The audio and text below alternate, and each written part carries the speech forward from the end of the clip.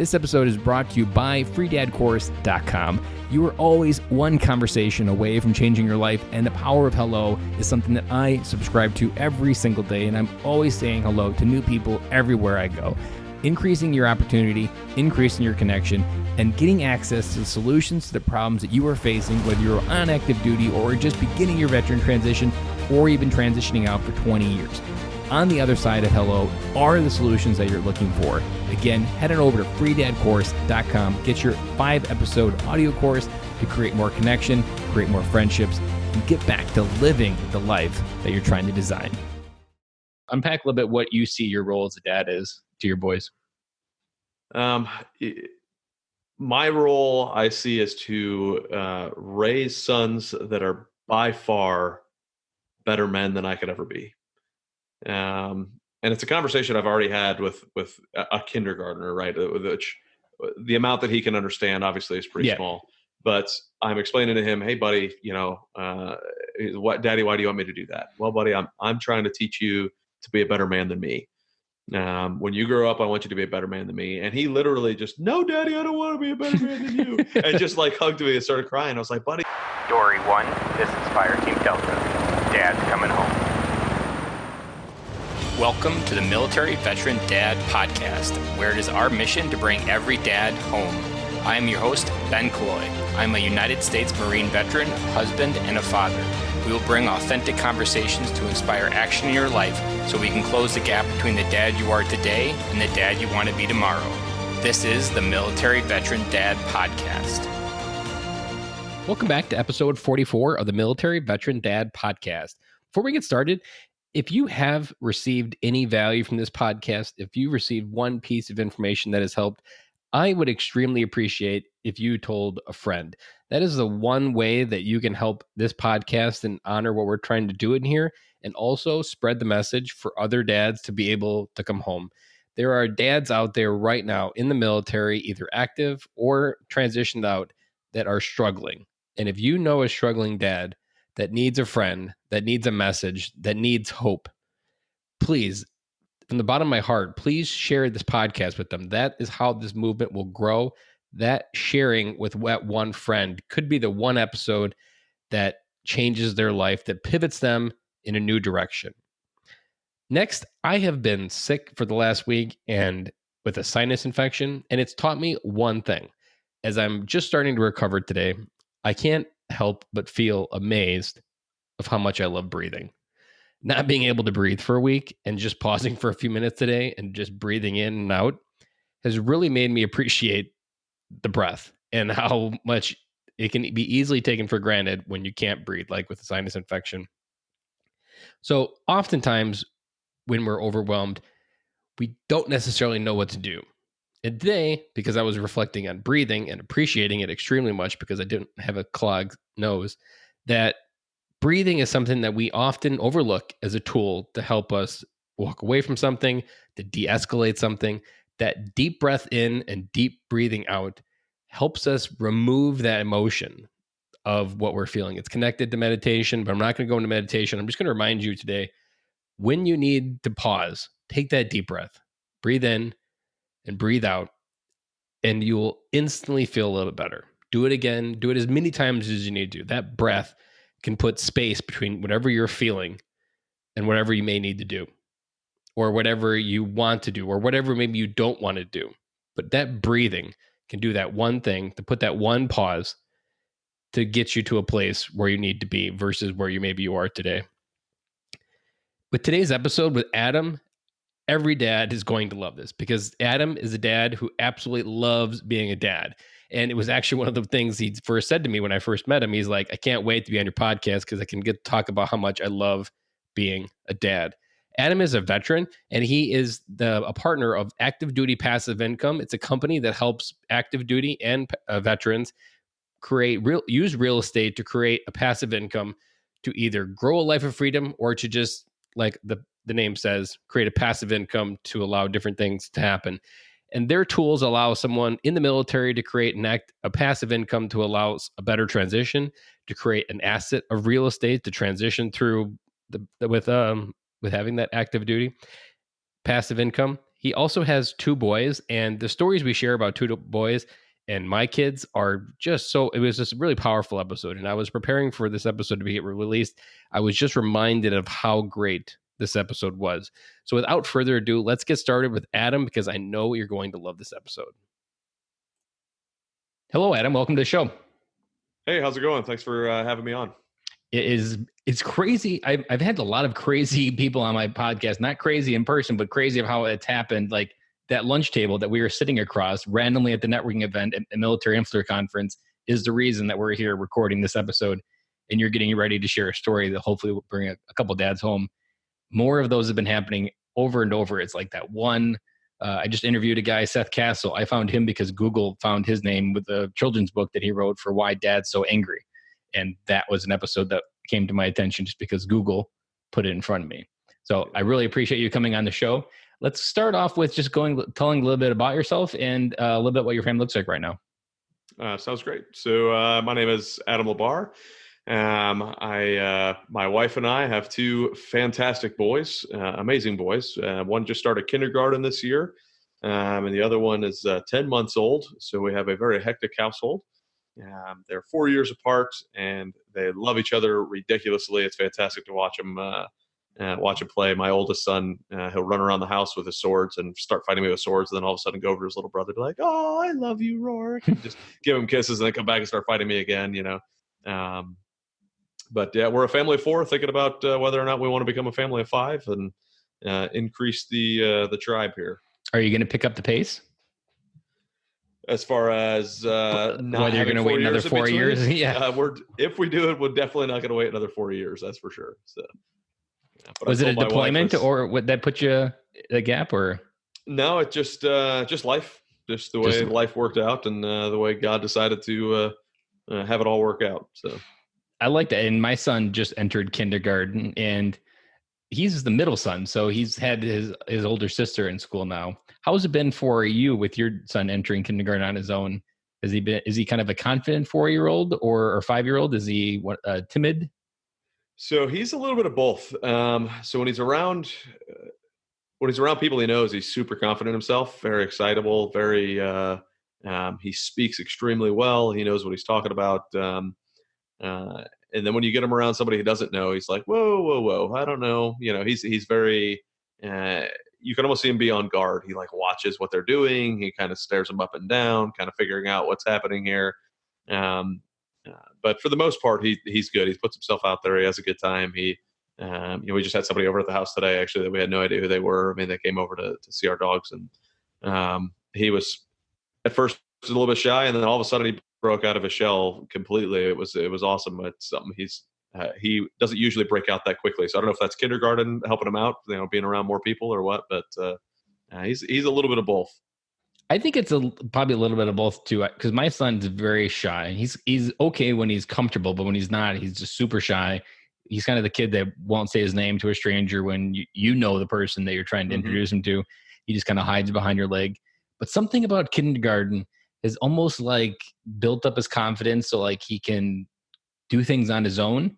And I can instantly see him growing up in this last month since school started, for just how he carries himself, how he figures things out, or even how he's just coming home and he knows something now that he didn't previously. Like there's things that he learns, but he takes them for granted that he learned them, but you can notice that difference. So it's especially when it's your first boy, or Dylan's my only boy and he's your oldest. Like there's just something about that first one, especially when it's your son, as he's starting to take those first steps to be the man that you hope he is when he turns 18. And it's really kind of where you start to see all the work that you put in for the first 5 years start to grow grow a little bit. It's a bunch of seeds in the ground. You've been watering the heck out of them.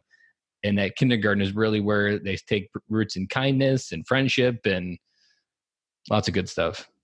And it really, since I have another boy, it really makes me think, all right, well, now that I'm seeing this in the oldest boy, is there something like if I want to re-engineer, can I re-engineer the younger one can I plant a different seed that'll grow a different way? And it's kind of like my own little science experiment, right? So, I mean, raising kids is borderline a science experiment anyways, because you never know what you're doing. Nobody is perfect. You don't know what you're doing. You've kind of figured this out. Every day, this is the first day you're figuring it out. And even now with the second kid, Facebook likes to remind us of where we were years ago. So, it's reminding me every day what it was like 4 years ago with our kid, because they're only 9 days apart, 4 years and 9 days apart. So I have very good reminders of how all of it's going. I'm like, man, I don't remember doing that with him at that age. I should start doing that with this kid too. You're trying now. I'm like, am I slowing down? Am I behind? Like today, I looked and we were feeding the baby, not quite baby food, but just about baby food, and I was like, what am I doing? Like give this kid some carrots and chicken. What is wrong with me? Did I forget that he's able to eat this stuff? So, it's just fun to see, even in 4 years, how much I've forgotten and where we were. It's amazing how much you forget when you hit that reset button. I've always said, like, you think you're ready for a kid, and then your wife's pregnant, and and then your wife's like, what the heck did you do to me again? And then you're going through, what did I sign up for? How did I decide I want to go through this again? And then the baby comes out and you're like, how did I convince myself to start over again? We were perfect. We had no diapers. He could get dressed in the morning, and then bam, here we are. Reset button comes again. in. Yeah. It's amazing how easily you forget about that and only hold on to the highlight reel. Probably psychologically, because that's how you get through the day, is you let go of the bad stuff. I like that. Probably with your son, what I've noticed with Lillian, our youngest, is, and it's a good example of how like just coaching in general works, is that coaching, you're trying to follow someone in front of you, and your kids often will catch up super quick because they have someone in front of them to copy. So whether you're trying to or not, unless your son's modifying the behaviors that you don't want, he's probably just going to keep copying his older brother as far as what's right and wrong. And you have that good gap that your son's really starting to do things that are fun and exciting, not just boring. And so your 10-month-old is just going to continue to try to keep up. Like, that's what I noticed about Lillian, is she's just constantly trying to keep up with her brother and sister. And she does things so much faster than they ever did compared to Sophia, my oldest. It's crazy how all that works. Yeah. It's and it's fun to watch, because they want it, like, you just watching the interaction between them. I mean, the littlest one, only 10 months, but he's like staring and trying to figure out, well, how do I do that? Right. And I'm just thinking that's what's going to be happening when, like, the oldest Adam is climbing a tree and wanting to jump out of it. I'm going to see my littlest one over there going, I'm going to climb that tree too, and be like, whoa, whoa, whoa, whoa, whoa, And that, and then one day it's going to happen and you weren't looking. Yeah, exactly. Yeah. But that's all part of growing up too. So one of my buddies, he's like, well, my first kid is, this really smart, really intellectual. The second kid, you kind of just rely on the oldest one to raise the youngest one, to be honest. It kind of is what it feels like, like. And especially at your age, you've got that nice age. When Dylan was born, Sophia, I think, was like 3.5, and she was okay, maybe to like lay on the floor and entertain him. But definitely when Lillian came around, Sophia was able to be there. And now if we had a fourth one, you do eventually get to a point where they kind of can help. You're not just completely outnumbered, that they do help raise each other. And assuming you've raised them all well, they've got a good background to not kill each other when they're not being brothers and sisters to each other. Yeah, that's the goal, right? Yeah, that's the goal, is that they don't kill each other. And they will always be some type of brother and sisters, but other times they'll play perfectly for an hour, and you're like, why can't we play like this every day? And other days it's like, bam, they're cutthroating. Let's go rewind a little bit. What was it like for you to hold your first son? What was going through your head when you became a dad? So I'm going to back that up a tiny bit, because when I was maybe, and this sounds weird, but maybe when I was like 13, I was like, I cannot wait to be a dad. I just wanted to be a dad. I just saw, like, I just loved kids. I loved being able to, my niece was born a couple years after that, so I was able to help out with my niece while I was still in high school, and I absolutely loved it. And then, so I was always just waiting to find the right woman to get married to and have kids with. And, we didn't have kids until maybe it was 5 years after we got married. And then I was so excited, beyond excited, to even find out that we were pregnant. And I say that, that she was pregnant, right? Yep. So to have the kid come out, I was so excited, and I knew exactly what I wanted to do. I was really excited. I was ready to cut the umbilical cord. I had all these stories of people telling me, you don't want to watch, you don't want to do this, you just, oh man, just sit down and let her do her thing. And absolutely not. Like, I was so excited to be in there and be ready. And like, I took the baby right from the doctor's arms. We helped clip the umbilical cord, and I was unbelievably amazed. My wife was amazing to watch work. It was like it was nothing for her. I mean, we were in and out of the hospital. She showed up. She was already dilated really well, ready to go. She was just a beast throughout the whole thing. So that made that much easier to just go, all right, thanks, honey. I got this. Grab the baby, go do the, wipe down with a towel. I was able to do the first bath. And one thing I would recommend, this is some people may or may not like it, but I highly recommend hiring a photographer. It was something that we weren't positive we wanted to do. They don't take pictures or anything they shouldn't be taking pictures of, right? So, I mean, some of that stuff does not need to be taken pictures of, right? But I'm telling you, the memories that we got, the things that we would have never seen, me giving the baby giving Adam his first bath and being back there, and the looking at my wife's face. I mean, there was no feeling like it ever. And honestly, I honestly wasn't even nervous. I wasn't scared. I was just excited. Like, I knew that this is what I've wanted for so long. And then I was finally a dad to a boy, and I was the last LeBar until now. So if it wasn't, for me having two boys, there would be no more LeBars. So it was a weight off of my shoulders as well. So it was an exciting time. I know that feeling. Till Dylan, I was the last Kaloi in a long lineage that I am aware of. I was the only one left to bear it on. Did you know you were having a son? Yeah, we found out, I think around the 3 or 4 month mark, somewhere around there. Yeah. Okay. There was, did you find out with the second one as well? So we did, apparently, because it's a cool thing to do, the reveal party. The reveal party. So, yeah, one of our friends said she wanted to do that for us. So we are like, all right, yep, let's do it. So we ended up doing a reveal party. So we found out for the first two. And for the third one, we already had one of everything. So there was really no financial benefit of knowing. So we were like, why not just wait and find out? And I realized something that very few dads, I think, put together, and maybe me because I'm an emotional crier, it kind of was just more. But when you find out separately, like in the ultrasound and the birth, when you separate those moments, you're somehow robbing and dividing that emotional impact. And when you find out together, it's almost a completely overwhelming. I cried for Lillian, but I really didn't cry for the first two, because you're finding out that it's a girl, and then you're looking at your wife, and then you realize how much you love her. And that whole moment is just overwhelming, but in a good way. And it was something I really didn't realize, that by separating it and finding out the sex, you financially gain something, but emotionally you take away from something in that moment when everything becomes real. And this person that you're holding in your arms is now real. And that emotional impact just really got me with Lillian when she came out. I remember that moment very vividly in my head. And I remember the other two, because the first one was a C-section. The second one was a natural birth, but it wasn't like, even Dylan being a son, somehow I robbed myself of that moment of knowing that first son in my hands, because I already knew that it was a boy. Mm-hmm.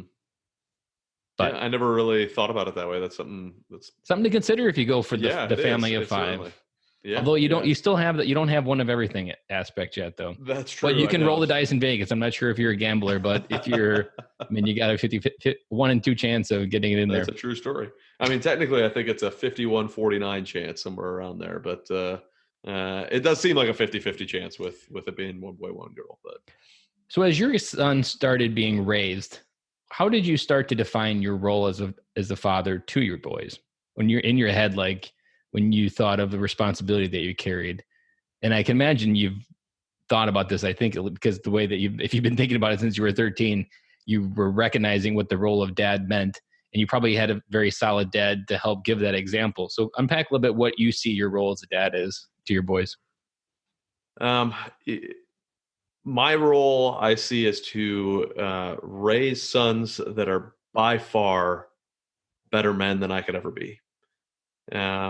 And it's a conversation I've already had with a kindergartner, right? Which the amount that he can understand obviously is pretty small, but I'm explaining to him, hey buddy, Daddy, why do you want me to do that? Well, buddy, I'm trying to teach you to be a better man than me. When you grow up, I want you to be a better man than me. And he literally just, no, Daddy, I don't want to be a better man than you. And just like hugged me and started crying. I was like, buddy, that's a really good thing. Every dad should want their sons to be better men than them. And, like, my whole life obviously changed. I always knew I wanted kids, but until you have them, you don't have them, right? So there is no life-changing experience until It's the all just experience what happens. Hallmark movies make you want to believe about. Oh, being a son. completely, right? Yeah. I mean, and some of it is true. Some of this Hallmark stuff is true, but at the same point, uh, there's a lot of terrible things that happen when you're a dad. Yeah, and there's a lot of terrible things that you're responsible to make sure never happen. Oh, absolutely, yeah. But so my mindset started to shift. I started to understand. All right, well now not only am I taking care of a wife, I'm taking care of a son, right? And I'm also a Christian, so I have to look at, how does the Bible want me to raise this child? What should I be doing? What kind of church should I be raising him in? What kind of things should I be saying to him? Do we have things in the house that are supportive of all of this? Am I representing my life the way I want his life to as that example for him?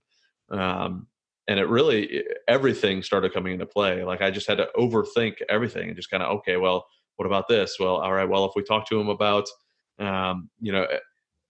those little lies that we give kids, no big deal. We're just trying to help mold them. And I was like, no, I don't want to do that because I don't want to raise my child to think that it's okay to just have these little lies because they're no big deal. Like, no, I'm going to tell you the truth, bud. Like this, sometimes we just have to do things because it's life and that's what it is. And I wish I could think of a quick example off the top of my head, but there's been multiple times where I just have to, my wife and I have to discuss and say, hey, this is where it's at. And making sure that the two of us are on the same page before we talk to him, before we talk to them now, and say, hey, mommy and daddy, this is what we say. This is what we're doing. This is where we're at. We're one team going through this.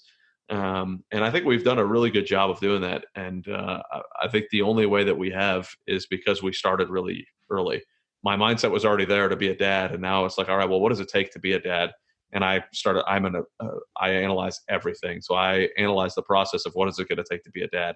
And that's constantly in analysis and constantly in flux. And, well, what about this? And what about that? And, how do you are going to be great friends. And I love it, right? I really love it. I mean, I invest in apartment buildings and I analyze apartments, right? Because that's my job is I like to analyze. So my son is my little apartment that I have in my house. How am I going to analyze this thing to get the best return on investment that I possibly can? Mm-hmm. And I want him to be the best he can possibly be. So if that means that I've got to suck it up sometimes and do stuff I don't want to do, well, guess what? We're dads. That's what we do. Like, that's what it is. Was there an area that you started looking at that you realized that you had to change when you became a dad, that you didn't have it in check? I know there was multiple things that I didn't and still don't have in check. I think that, so one thing for sure would be like spanking, right? That was one thing that I don't necessarily have an issue with it as long as it's used properly, because there is abuse and abuse really upsets me. So it was, for me, I had to sit there and go, all right, well, I understand spanking. I understand the concept. I understand how we can work this. And then I did it one time and I about fell apart. He was having a hard time. I think he was either 2 or 3, but he was having a hard time controlling his emotions and he just started smacking his mom. And I spanked him on his bottom and told him that is unacceptable. And then, of course, he cried. And I thought to myself, you hypocrite. Like, you just did exactly to him what you are telling him not to do to his mother. Like, he doesn't know the difference. He can't see it. Like, what is wrong with you? He has no idea. The conflict that you introduced into that moment for him. Yeah. And, like, I literally fell apart. I started crying. I didn't know. Like, I talked to my wife about it. I was like, I don't know what to do. Like that. Like, I cannot do that. I cannot do it. Like, I'm not going to do it. Like, and there's still conflict with that sometimes because there are things that they do that you're like, well, this is one of those things that a spanking probably makes sense for, you know what I mean? And then I have to go, no, I have to be like, I don't want there to be that conflict in his brain the way there's a conflict in my brain. So I can handle the conflict because I'm an adult that can process these feelings and understandings. And I have to impose that understanding to him. And it's still a constant battle. Not that I'm running around going, I just want to smack my kid, right? No, but I mean, there's other things in life that happen with kids, and you're just like, this sucks, and I don't know how to deal with this, like, and it's when your bucket gets empty. and you're scraping the bottom for even energy to deal with whatever is currently going on. And the one thing so there's been a few times where it's happened for me, and usually where it happens the most is when they're arbitrarily just laughing to death about something, but in a bad way. So like you're trying to punish them and they just consistently find it funny. And it's like the opposite of what you're trying to do. You're trying to like introduce sadness to them so that they would calm down and reflect. But in the other way, they're just finding it's funny. And you almost like the spanking is almost like a knee jerk to smack them back to the other side of the spectrum.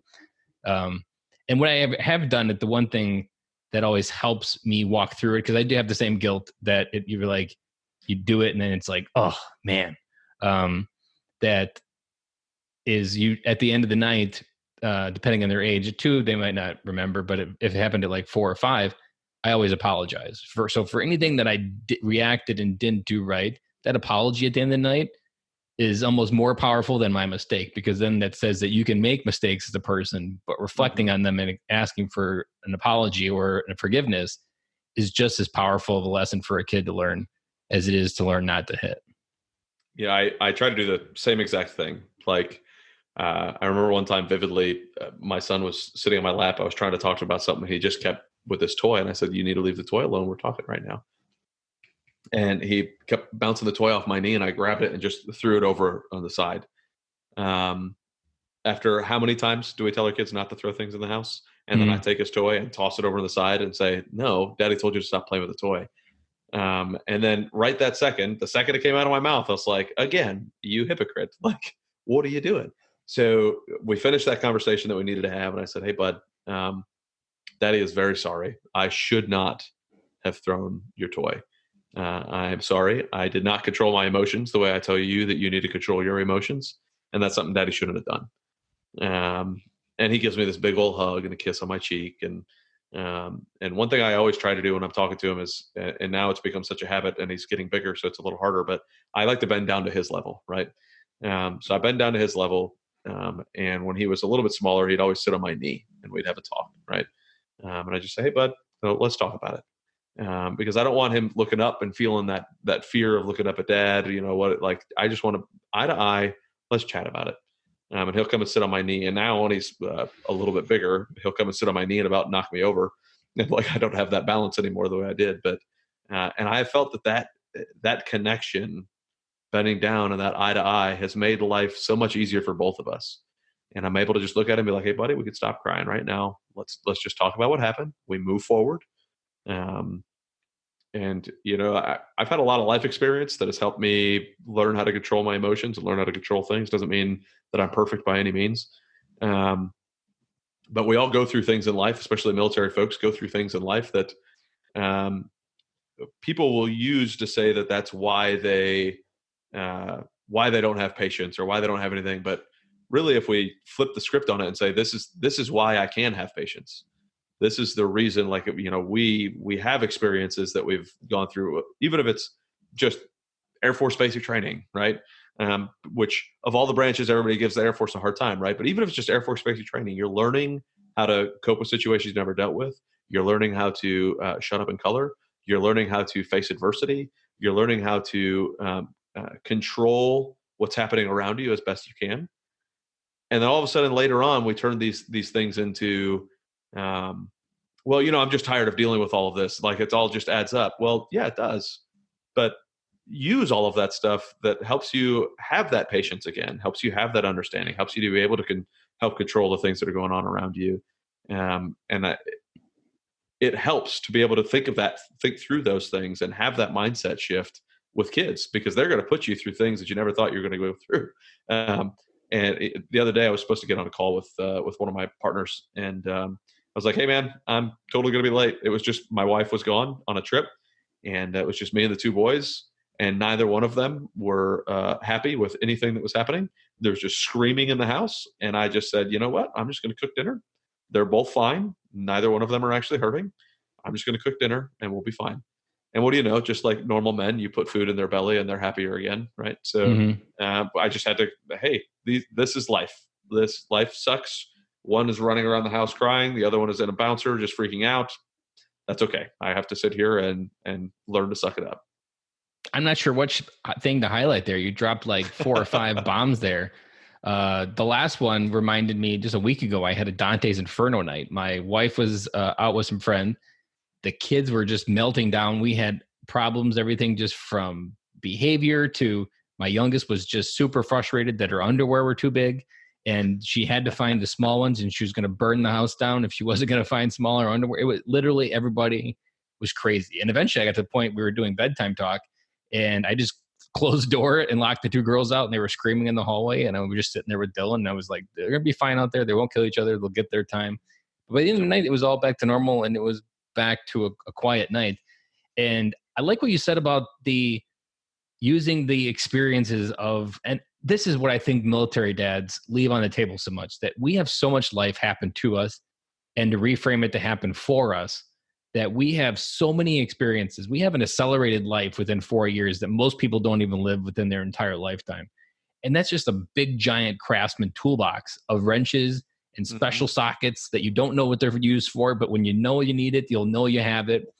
And that's what we have the ability to help gift our kids to live a so much richer life with that toolbox. Even if you had the most traumatic PTSD incident in battle, all of those things are life lessons that if you retool it and just put it away in the toolbox for that day, there's going to be a moment where you're going to be able to teach your kids something about what happened, and it's going to give it purpose. And then you're going to be like, man, what would I have done without that experience of something happening? And it's my biggest epiphany with this podcast has been, as veterans, we get hung up on the legacy of our service instead of the legacy of our family.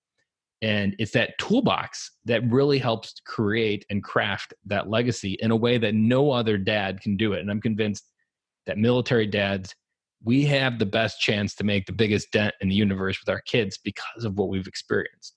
I mean, it's just uncomparable to the amount of life that someone in the military experiences in just 4 years, if you did 20 there, and we just get hung up on that service. And I want to highlight one last thing that I think is almost a secret weapon of a nuke for parenting, is bending down to their level. Because when you're at your level, you're threatening and you're very intimidating, and they're going to be very timid in how they respond in a fearful way.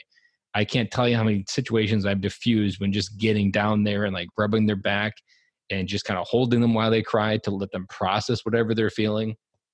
Like that can be, if that's one thing that you pick out of this podcast, just go and try it, because if you've never tried it, it is literally a game changer. Just keep doing it and you'll start to see those benefits. And I wish there was like one thing the hospital piece of advice gave you as a dad, because there's no good book. But man, that one piece of advice, just always be at their level, no matter what age they are. Even if they're a teenager, where you're not going to bend down, but mentally go to their level. You can take the same analogy to, I've heard it said that like as adults, we often tell our teenagers that these aren't real world problems. They're these people that you don't care about, or these people you care about aren't going to matter in 4 years. But if you turn it around, this is their entire world. But you telling them it doesn't matter, it just like invalidates who they are, and they almost get lost in who they are, versus like trying to empathize what it's really like for them to have their entire world shattering for whatever first world reason. That analogy of getting down to the level, no matter what age they are, that is some brilliant advice that I've really used. And I'm glad you mentioned it, because every dad needs to hear that advice. You know, I mentioned earlier that I'm a Christian. One of the guys I listen to a lot is Mark Driscoll. So Mark Driscoll is a pastor. Used to go to church up in Washington. Now I think he's in Arizona or something. But I was listening to one of his, is a podcast or a book or something like that, and I heard it on there. And it was before Adam was even able to talk anything. And I was, again, constantly analyzing, constantly trying to learn. So I was always trying to pick out these different things that I can do. And I was like, man, like he talked about the psychology behind getting down to their level and all the different things. And I was like, man, that makes so much sense. And then even as a teenager, right, standing face to face can be threatening to a teenager. So having that seat just at a table, right? Let's just sit at the dinner table and chat about it. Let's go sit on the couch and chat about it. Because that's in a way getting you both on the same level. Right. It's not an aggressive posture. There's no tones involved, especially when dealing with boys. It makes a lot of sense with dealing with girls, right? Don't get me wrong, but when you get into those teenage years, not that I'm there yet, so this is obviously just based off of my own research, not my own experience, right? It's your own theory. Yeah, it's and being a prior teenage boy, there's testosterone there that you're not expecting to come out, right? And then all of a sudden it does, and you're like, well, oh man, like that was a whole lot of testosterone that just came out there, and you're like, well, if we're sitting down on the couch, we're sitting down at the table, that's getting back the same thing as with my kiddo now. I'm getting at their level, getting myself there. Let's have this chat. Let's get through these problems. And I think that what you mentioned there is remembering that the monsters that your child has in the closet right now are very real to that child, just as much as getting in that argument and losing their best friend in junior high or high school. It's very real to that child. And dismissing it is the same as dismissing the child, which is why I'll talk through my son's like, all right, so, I'm afraid of the dark. No, you're not, buddy. Why do you think we're afraid of the dark? And just saying, no, you're not, is already setting the stage invalidating for a what bad they're feeling. thing, right? So I try to change it to be like, well, why are we afraid of the dark, bud? And then it walks through it, be like, well, what's in the dark? Well, the bed and this and that. I said, all right, what's in the light? And they'll describe it all. And then I'm like, all right, so if I shut the light off, it's the same stuff in here. And, helping him to walk through this process of the dark is nothing to be afraid of. And that goes to the other thing that what do I need to work on? Well, I need to always work on that psychology of a kid, because I don't, it's been many, many moons since I was a kindergartner. So, not that I would ever remember being a kindergartner that much, to the point of being able to understand what he's thinking. But I'm constantly trying to put myself in his brain to figure out, what can I say? What am I doing that is going to harm or help this child? And how can I continue to make him a better man than me? How old are you, Adam? 34. 34. So I'm 35. And an easy way that I explain this to my daughter, who's 7, I often remind her of this. And I was like, you know how you're trying to figure out how to be 7? And she's like, yeah. Well, I'm still trying to figure out how to be 35. That we're both imperfect people trying to figure out imperfect worlds. And that's often what you need to remember when you're going through that. Like, they're still trying to figure out how to be 7, just like you're trying to figure out how to be 34. And there's like just some like equal playing ground. You're both at the same disadvantage. You don't know how to live tomorrow because you've never lived that age before. And you always just have to keep going. You're just at different stages of the game. But have you ever, one thing you reminded me of, I just started this book, so I can't give a full review, but I think that you would like it being an analytical guy. Have you ever read the book, Never Split the Difference? Oh, I love that book. I just got started on it. I think I'm going to love it. Love that book. It is I could see it in your mind. I was like, this guy, I feel like he's read like FBI negotiations with kids, because they kind of talk about that, of like how you frame your question to get them to answer in a way that's proactive for them, not just you. Yeah. And negotiations happen everywhere. Like in the book, he's obviously talking about a bunch of hostage negotiations with terrorist groups, but he also mentions that you're negotiating with your kids all the time. Right? Yeah, and sometimes it feels like you're negotiating with terrorists when you're talking to kids. There's a hostage negotiation somewhere in that whole mix, right? Yeah, even if it's my sleep is the hostage, I don't know, but or if it's cleaning up your toys, you're like, who's the parent here? But yeah, great book, and it. You can actually use some of those tools as a parent to get your kid to do things. It's crazy. So one thing we talk about in a lot of the podcast, and I'm going to take a guess based on where your mindset is, that you've surrounded yourself with a community of men to not just isolate yourself in the world, but to do life with. Is that a true statement?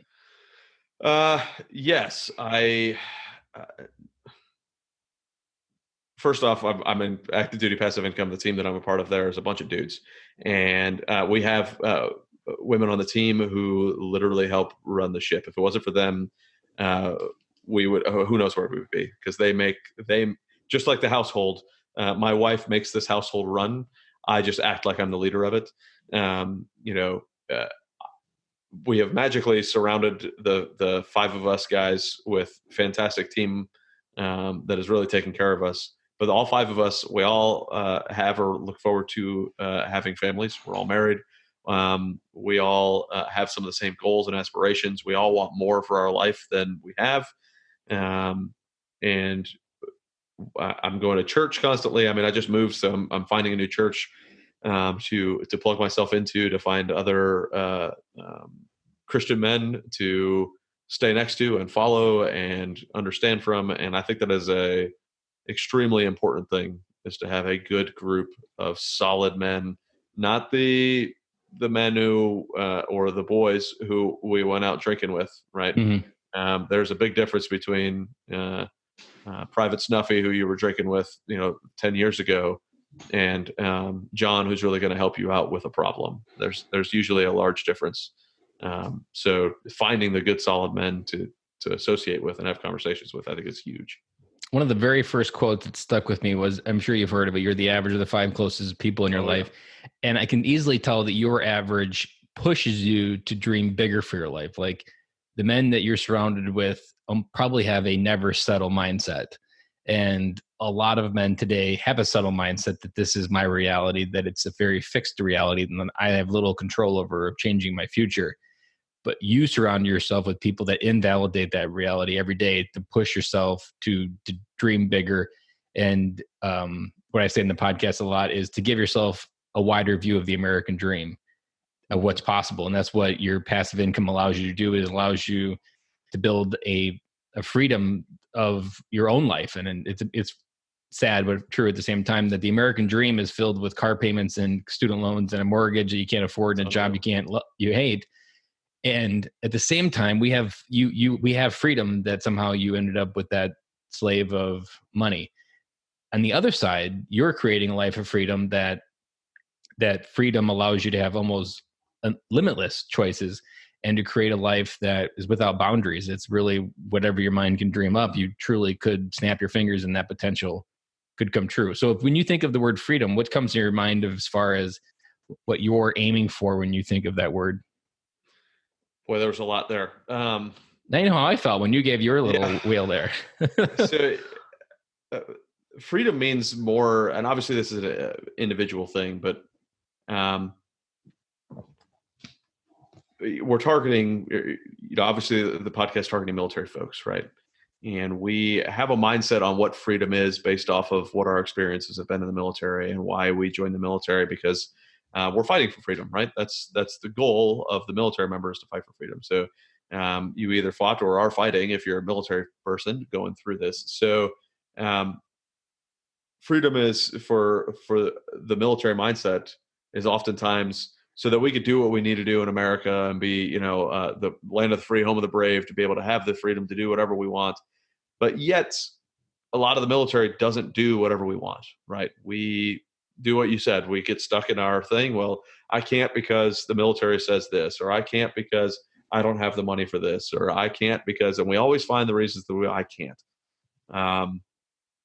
And I'm going to use an analogy here that I actually just recently heard that I really like, is all of those I can'ts, and I'm kind of paraphrasing how the analogy works. I'm creating it my own here. All of those I can'ts to me are like big rocks or logs in a river. And what we need to be is be the river. The river doesn't care what those rocks are. They find a way around it. The river doesn't care the logs that are sitting in there. They find a way around it. And the river is constantly going to flow. If the river gets some rain, it literally may take cars away. We all have the ability to take cars away. All right. Instead of getting stuck in a rut and just saying, nope, there's a car in my way, I can't move it. We have the ability to bring folks around us who help bring enough rain to push these cars out of the way, to not care about the rocks in the river, to not care about the tree that fell down in front of it. We say, yep, that's a tree in front of us, but I'm getting through it. I'm making it around. And to me, I want the freedom of being the river, that no matter what comes at me, I'm able to get around it. And that is something that money can't buy. That's something that only your mental freedom can help you buy. Mm-hmm. So if you have the mental freedom to be that river and flow through no matter what is going on, make it around any obstacle that's in its way, and make it through the other side to get to the ocean, right? Of the actual freedom that we all want, is to be able to be free and do whatever it is we want. If we want to go on vacation with our family on summer vacation, we can. If I want to put my kid in the best private school in the country, I'm gonna. If I want to buy my own private jet because I like to fly, well, I'm going to do that too, right? So obviously some of those are drastic dreams, but we can make them a reality because we allow ourselves to be around those 5 people who helped build us up and get us there, instead of those 5 people who bring us back to the bar again, those 5 people who tell us that, oh, well, it's just good enough. You need that, at least that $20 an hour job. It's those 5 people that It's drag the us safe down. route. Yeah, you've taken the safe route, get yourself this, get yourself that, make sure you have your job security, blah, blah, blah. That's a mental barrier that a lot of people fall into. And I want the freedom of that river flowing through in my brain as well as in my finances. And I work hard for it. I put myself around people who work hard for it to make sure that no matter what, we're not failing. It's not going to happen. Mm-hmm. And that it's never really failing as long as you have someone to help pick you back up. And if you do fail, your analogy really reminded me of the Dave Ramsey analogy, that if your budget doesn't have any room for any additional savings or to kill your debt, he describes, well, you put a piece of TNT into the log jam in the river back in the day when the logs weren't flowing down, and you blew up the logs and the logs would start flowing again. Mm-hmm. And same thing, like if the water is literally damming up in your river, a piece of TNT sometimes is the best way to reinvigorate and to start it over again. There's you ever watch Suits on USA? Yeah. I always love how Harvey Specter, he said it like early beginning when Mike came in and he's like, I'm out of my deck doesn't have any, I don't have any more hand in my deck. And he's like, when the cards on the table aren't what you want, here's what you do. You flip the table and you start over. Like you just throw the rule book out there and you start over. And like, it's the same kind of idea. Like if you don't like the rule book that you're playing life by, just flip the table and rewrite it. Like, and Dave Ramsey talks about the biggest lesson he learned when he hit bottom after losing all of his millions and having those banknotes recalled is he learned that there was a bottom and all he had to do was stand back up. And now he's got a dynasty almost. I would say he's at dynasty level right now. He's got it. Yeah. Yeah. And was it Charlotte? What was her name? Charlinda was at the MICDC. She's like, I think it was Charlinda, Air Force veteran. But she spoke on the stage. She says, and you know what? Even if I hit bottom, I know my bottom as a trampoline. Yes, that was Charlene. Yep. As long as you can bounce back up. And I tell my son all the time, he's, Daddy, I didn't do that. I didn't do it right. I said, well, did we fail? He said, yes. And I said, okay, what did you learn? So I don't care if you fail. You could fail 100 times. I said, as long as you learn and you fail forward, then I want you to fail as much as you can, because we have this concept in our brain that failure is just like a terrible thing. And it's bred into us from the beginning, right? From school all the way through, failure is terrible. And I disagree. You literally get labeled as an F for a failure. And as parents punish them for learning something they're not good at generally, sometimes maybe. Now, there are some times that you need to be punished for failure, right? Yep. Because sometimes you're doing it out of anger. Sometimes you're doing it out of you're giving up. And we just have to have that conversation. Like, all right, well, you failed. That's okay, right? You have a skinned knee. Did you bounce up? All right. How did you fail forward? Did you learn something? So the next time, and I had a bunch of my partners here from the ADPI team at my house. We had just a ADPI get together. Like, hey, let's chat about the forward business and blah blah blah. And they were able to see me be in dad mode, and I am obsessed with being a dad. It is by far like the favorite thing I've ever done in my life. It's the best title I've ever had. It's everything about it I love, because I'm literally forming hopefully a future better than me, right? Or he will be, not a hopefully. He is going to be a future better than me. Or a mini me that you just love hanging out with. Oh, exactly, right? And that's perfectly fine too, right? That's the best case. You're 65 years old and you create a son that you just love going fishing with, and that's like your favorite day. And he, so I sit there and I watch him, and I'm like, all right. So if he says something or he does something, and I'll break it apart for him into little, kindergarten sized pieces. So all right, well, this is you did this. Did you see how that affected the next thing you did? And I try to break it apart, and the guys are giving me a hard time all the time. They're like, dude, this kid's gonna be like the most analytical kindergartner in the world. And I'm like, but he's thinking through his problems. He's thinking through this stuff, and maybe he's not. Right? Maybe he's not, but that's my goal, is that he actually thinks through these. Well, you got to put in the reps for something to get better. Yeah. That's a big thing that I've learned even with this podcast. If I'm not sowing the seeds, then I'm never going to get to harvest. Right. So he's never going to get to harvest if we're not sowing the seeds now. So quote that you would love is legacy is planting seeds in a garden you never get to see grow. Yeah. Yeah, I do love that. Yeah, that's good. Because there's the Only I thousand really things hope I you get do to see every it day grow. that you never know what's going to work and what's not going to work, or Yeah. at what moment or what age does it click that you're like, or when you see your daughter and you're like, that just clicked. I get it now. Yep. I get it. I like what you said about failure, and I think for a lot of even adults that failure goes back to our monkey brain. That 3,000 years ago, our mind kept us safe from lions, tigers, and bears, and the fear of death almost kept us safe, and that mechanism inside our brain kept us safe from being alive. But now we don't have lions and tigers and bears, but everything in life is compared to lions and tigers and bears. Mm-hmm. And so many things that actually have no repercussions often are the things we stop doing because our brain says we like it where we are. We're nice and warm and comfy. Even if we're miserable, we're warm and comfy. And it keeps us safe, but also normal, but then also just not ambitious. We just stay. And men need to grow. We need that that inner desire to grow, but our monkey brain just keeps us still. And so the last thing, and I think for me, fear was a huge thing holding me back for most of my life. And now I'm to the point where a friend of mine gave me this that I almost repeat off too often now, but starve your fear. That when you feel that fear, like try to starve it, try to move past it. And one of my first Koloisms was, if you're at the wall of fear, find a door and walk through, because your destiny could be on the other side. And I actually measure when I should do something by the more that it scares me. So the more something scares me, generally there's more something amazing on the other side that my brain's trying to keep me safe from. So as long as I'm not going to die from it and it's super scary, I generally run towards it, because that usually means that that's something that my brain is protecting me from, that I really need to do, and to get outside my comfort zone. And I try to integrate that with my daughter as well, of trying to do new things and try new things and get past that fear, because she's an emotional 7-year-old. So everything becomes an emotional basket case for her, no matter what it is. So just trying to get her through that can be a battle, but all we can do as dad is try and have conversations, and being aware of it is almost just the first step, and keep talking about it and see what sticks, see what doesn't stick, and keep the R&D lab open and keep figuring it out. Absolutely. And you have to have the right people to talk to it about too, right? Yeah. Because if you're staying in an echo chamber of people who all have the same mindset as you, you're going to stay in that same rut, and you're never going to get past that. Yeah. So, I mean, if you're blessed to still be with, your spouse, learning to have those conversations with your spouse, because that's the partner you really need to be on the same level with in raising a child.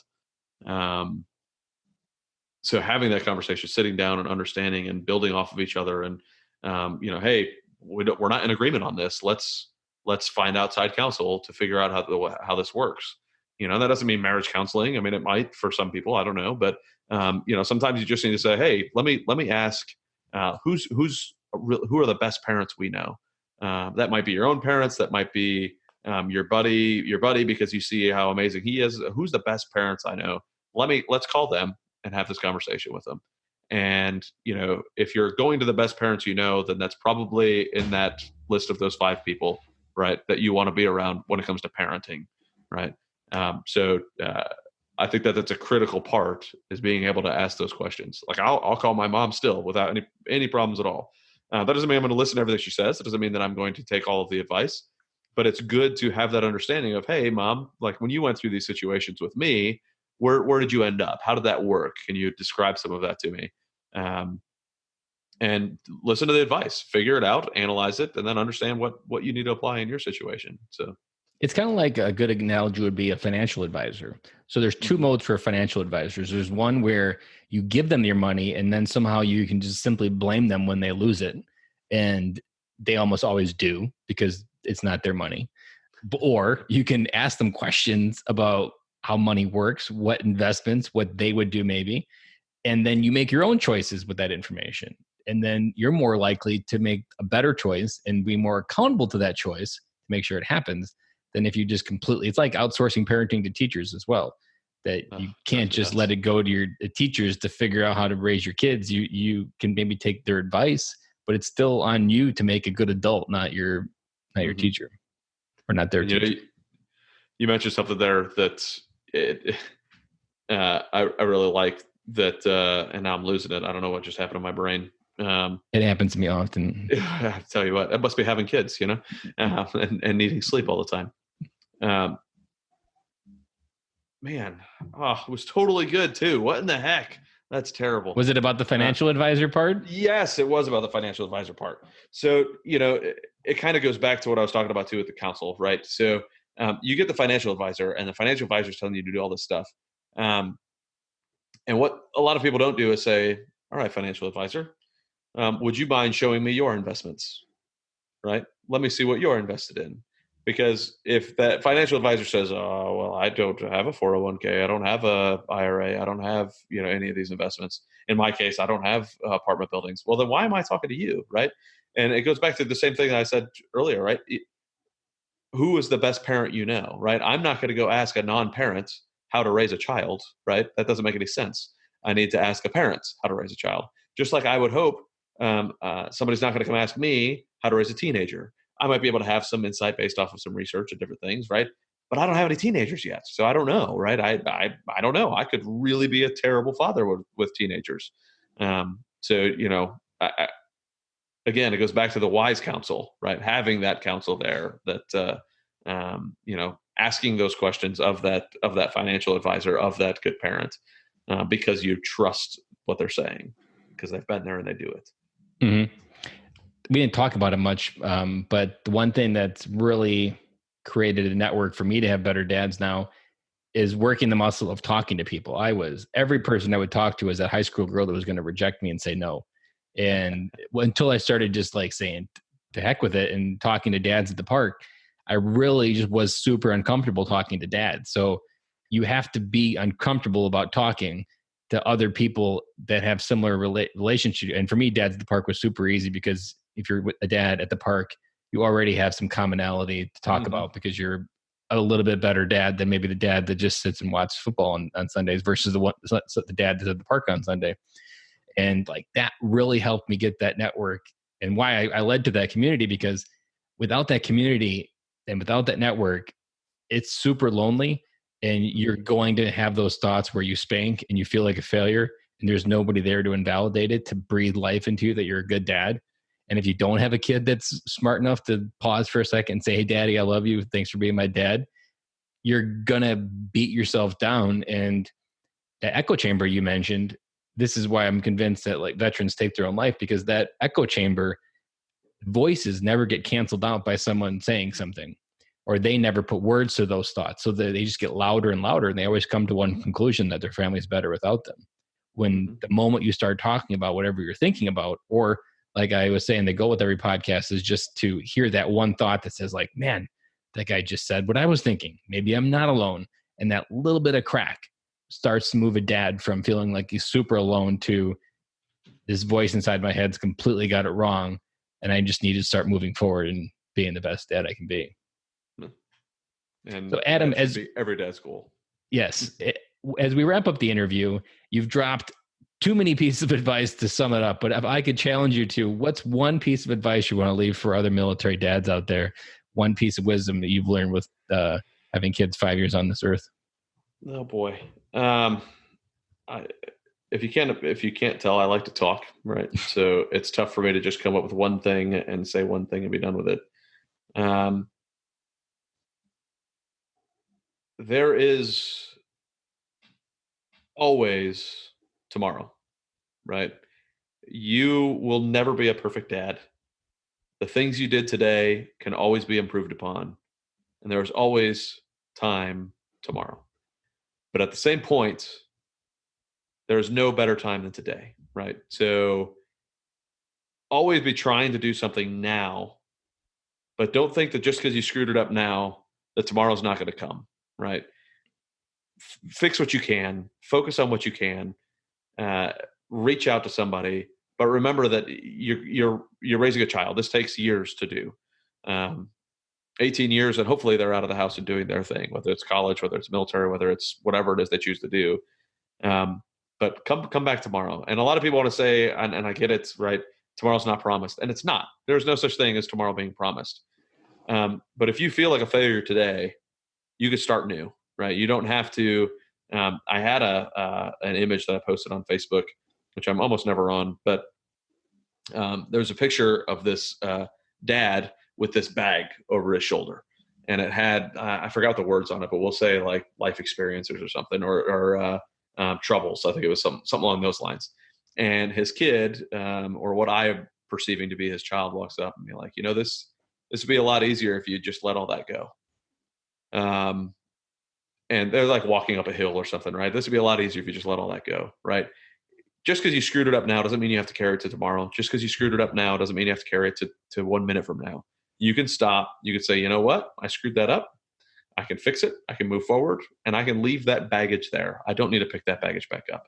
And you move on to tomorrow, and be a better dad every single day. Be a better dad.